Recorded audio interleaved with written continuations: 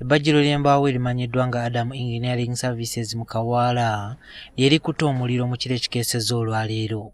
Ebiyidde mubaddemu embaawo, ebyuma ebikozesebwa mu kubajja, entebe kw'ossa n'ezimu ku mmotoka ezisomba embaawo. Omuliro guno gwatandise ku ssaawa nga 8 ogw'ekiro era abatuuze bagenze okulaba nga gwaka.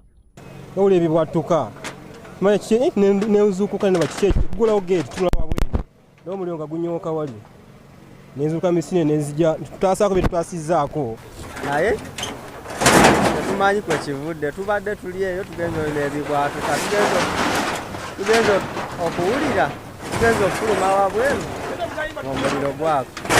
Omuliro gutandikidde ku factory yawa y'emifaalisi weguze nga gukwata ate ewaffe eno. Ekiviiriddeko omuliro guno buli omu akitankana ng'abamu bagamba nti ow'ettima yandiba nga yagukumye.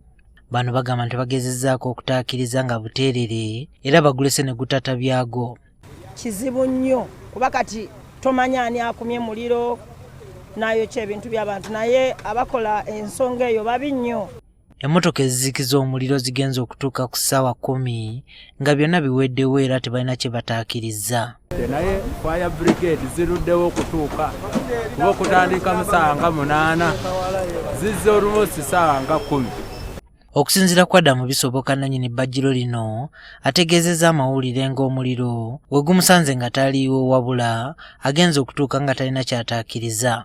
Yennyini abadde ku miliyoni kumpi 6 naye owa kkooti naye ate bino byonna bibaddewo kumpi miliyoni nga 2 biweddewo.